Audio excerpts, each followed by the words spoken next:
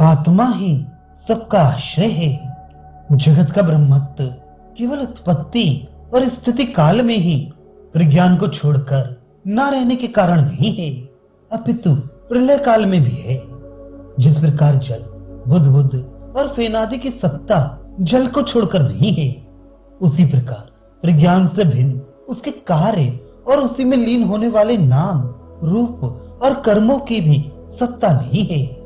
इसलिए एक ही प्रज्ञान घन, एक रस ब्रह्म है, ऐसा जानना चाहिए। प्रलय प्रदर्शित करने के लिए यहाँ श्रुति दृष्टांत देती है। जिस प्रकार समस्त जलों का समुद्र एक अयन प्रलय स्थान है, इसी प्रकार समस्त स्पर्शों का त्वचा एक अयन है। इसी प्रकार समस्त गंधों का दोनों नासिकाएं एक अयन है।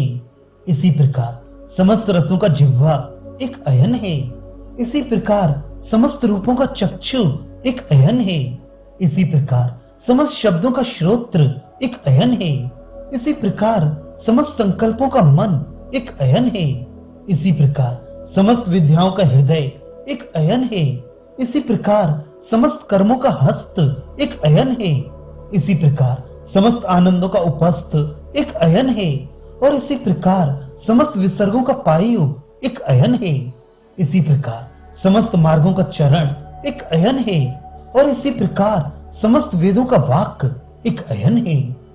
जिस प्रकार संपूर्ण नदी, बावड़ी और तड़ाग आदि के जलों का समुद्र एक आयन, एक गमन स्थान, एक प्रलय स्थान अर्थात अभेद प्राप्ति का स्थल है। जैसा कि ये दृष्टांत है, उसी प्रकार वायु के स्वरूप भूत, मृदु, कर्कश, कठोर और पिच्छल आदि समस्त स्पर्शों का त्वचा एक प्रलय स्थान है। त्वचा से त्वचा संबंधी स्पर्श सामान्य मात्र समझना चाहिए।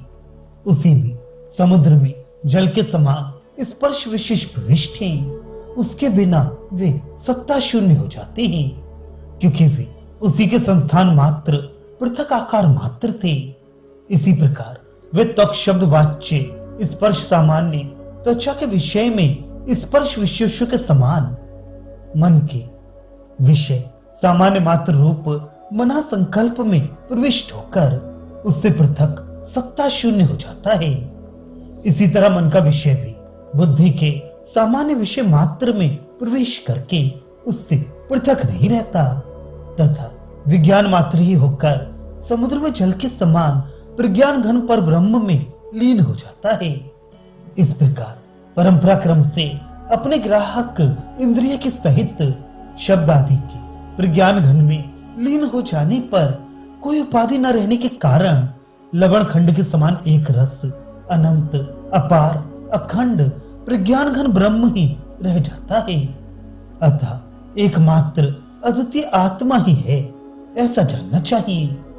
इसी प्रकार पृथ्वी के विशेष रूप समस्त गंधों का नासिकाएं, घ्राण संबंधी विषय सामान्य जल के विशेष रूप समस्त रसों का रसनेन्द्रिय संबंधी विषय सामान्य, तेज के विशेष रूप समस्त रूपों का चक्षु संबंधी विषय सामान्य, पहले ही की तरह शब्दों का श्रोत्र संबंधी विषय सामान्य आश्रय है।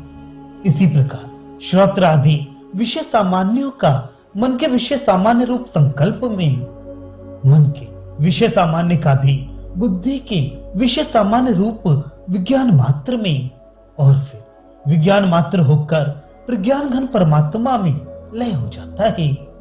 इसी प्रकार कर्मेंद्रियों के भाष्य, ग्रहण, गमन, त्याग और आनंद रूप विशेष विषय उन क्रियाओं के सामान्यों में प्रविष्ट होकर विभाग के योग्य नहीं रहते।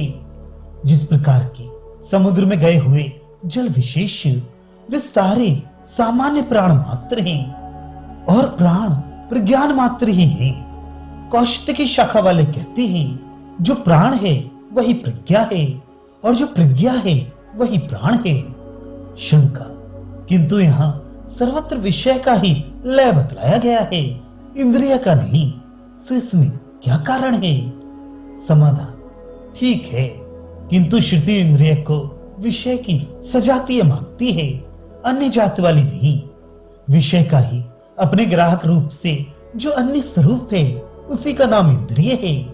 जिस प्रकार रूप विशेष का ही संस्थान मात्र दीपक सब प्रकार के रूपों को प्रकाशित करने में साधन है, इसी प्रकार दीपक की ही तरह समस्त विषय विशेषों के स्वरूप विशेष के प्रकाशक रूप से इंद्रियां उन्हीं के अन्य संस्थान मात्र हैं। इसलिए इंद्रियों के प्रलय के लिए पृथक प्रयत्न करने की आवश्यकता नहीं है। विषय सामान्य रूप होने के कारण विषय के प्रलय से ही इंद्रियों का भी प्रलय सिद्ध हो जाता है।